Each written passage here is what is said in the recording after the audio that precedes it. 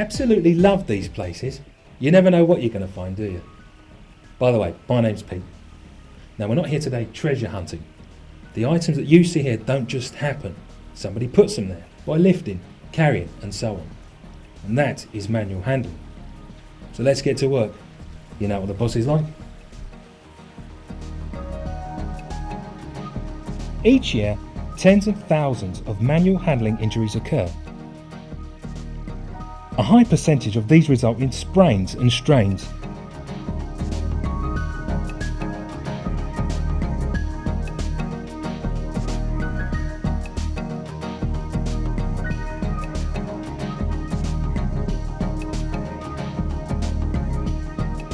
How many times do you hear, "My back's killing me"? Many of these moans and groans are genuine and are due to incorrect lifting, twisting and overreaching. In some jobs, it's easy to see why correct lifting techniques are important, especially when our safety relies on them. Take the emergency services, for example, police, medical and ambulance staff. They are all trained to lift correctly. Any sportsperson or dancer knows the dangers of twisting and overreaching. If they have to be aware of the dangers, so must we. There are several ways to avoid the risk of injury from manual handling. But why does it make a difference how you lift? The facts are that incorrect handling can affect the neck, back, arms, hands, and shoulders. You may notice pain, numbness, or pins and needles. But harmful movements aren't always painful. That's why you must learn the best way to protect yourself. So let's start with lifting. Lifting is all to do with muscles and balance. If you are balanced, your muscles will be relaxed and less likely to suffer injury. On the other hand, if you are standing incorrectly and then bend over, your muscles have to stiffen just to stop you from falling. Let's examine this a bit further. If you stand with your feet together, you're off balance, so spread your feet. Now you are creating a stable base. If you lock your knees, you are stiffening the muscles, making yourself off balance again. By keeping your knee joints loose, you automatically allow your body to adjust. In the correct position, your feet can adjust as you perform the lift. As your knees bend, your head drops down, and your arms grasp the load closely to the body. Then you bring your head up, and the rest of your body will follow. Simple, isn't it? Now let's watch a professional do it. Now, we're not suggesting you should lift things as heavy as that, and preferably not from the floor. But nevertheless, it shows the principle of good lifting. So let's recap, while I take a break.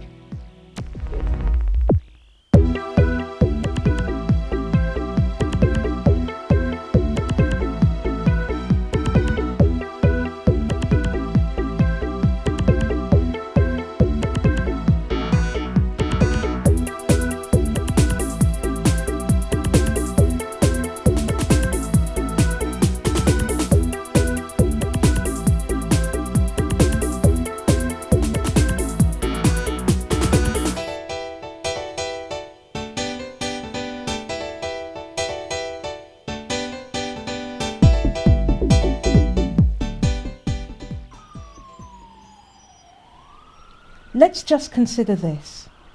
At least 2 million days are lost each year through manual handling and related injuries. The cost to the NHS is enormous.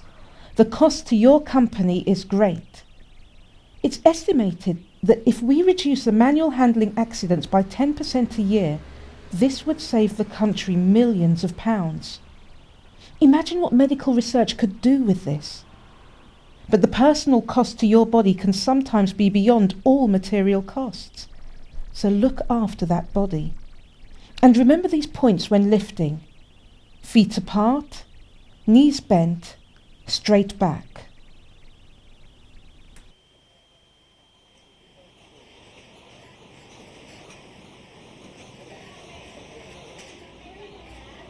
Workers doing repetitive actions controlled by a machine are prone to wrist and arm fatigue. They can also suffer from specific disorders. Small movements done incorrectly over a period of time can result in painful injury. Study your body and arm movements and positions. Try to avoid overstretching and twisting. If you're sitting down, you should make doubly sure that you're not overreaching, as your hands, arms and upper body take most of the strain. In your break times, make sure that you relax. Hey you, there's a right way to push that trolley and you're not doing it. You're bent over the trolley. Your elbows are sticking out. This is causing muscle tension across your shoulders. You're not looking after that back. By altering your grip, see how your posture changes. Your elbows are now in at the side and your back is straight. When you're pulling a load, bend those knees. This takes the strain from your back. After 8 hours, it's a lot of strain, believe me. If the floor is smooth with no obstructions, you could also push with your back against the load, using the strong leg muscles to exert the force. The easiest way doesn't mean the right way. The right way is the safest way. Always avoid lifting if you can, for example by rocking, tilting or sliding the load. This activity involves all the movements and more: overreaching and stretching, bending and twisting, and of course usually it's a repetitive movement. If you twist at the waist, the muscles on one side are stretched, so the other side have to compress, and both are constantly under tension. Feet are made for moving. If you move your feet correctly, you eliminate the need to twist. Okay, it's more bother at first, but after a short while, it won't feel so awkward, and believe me, your body will benefit. If you can't reach without standing on your toes, use a hop-up.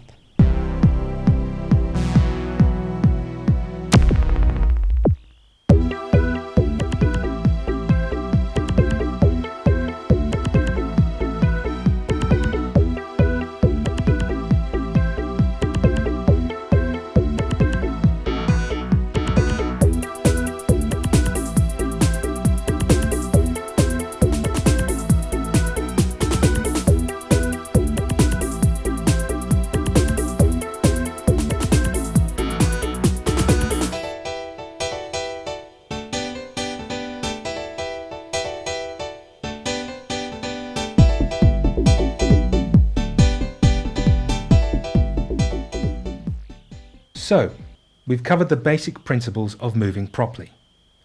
You may find it difficult to put these guidelines into practice, but persevere. It'll require concentration at first, but in this case you can teach old and young dogs new tricks. As well as moving correctly, there are other ways you can help your body. Make sure you're wearing the right footwear and appropriate clothing. High heels might make your legs look nice, but they do nothing for your spine. They're not practical for work, especially when lifting. Slippery soles are also dangerous.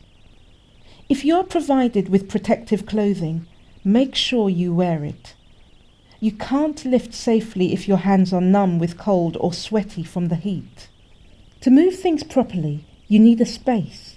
Before you move a load, check that the path is clear and that there are no spillages on the floor. Your body can't move freely if you are sidestepping. Sometimes it's easy to see that a load may cause you injury. But because something is small doesn't mean it's light. If you're not sure of the weight of a load, be cautious. Try lifting one end first, and then if you're still not sure, you should lift gradually. If you then decide the load is too heavy to lift safely, get help from someone roughly the same height, or use another method. However, bear in mind that 2, 3 or 4 people cannot lift 2, 3 or 4 times as much as one person.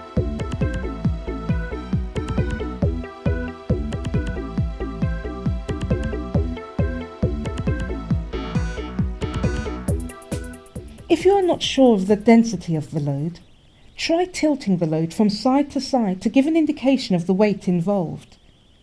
If loads are not symmetrical, always carry the heaviest side towards you.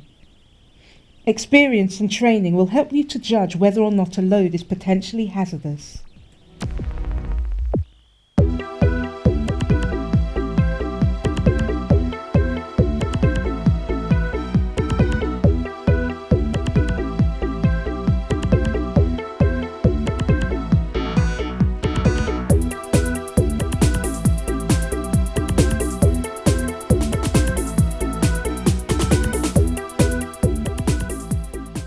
We've shown you which of the points to look out for.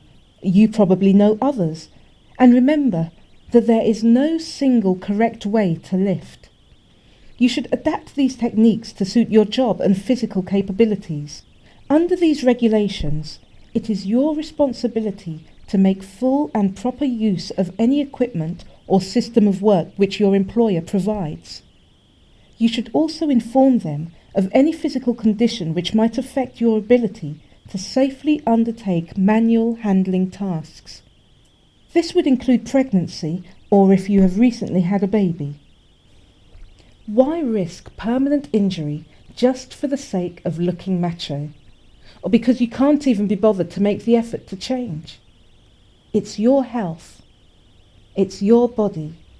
It's your life. So watch your back.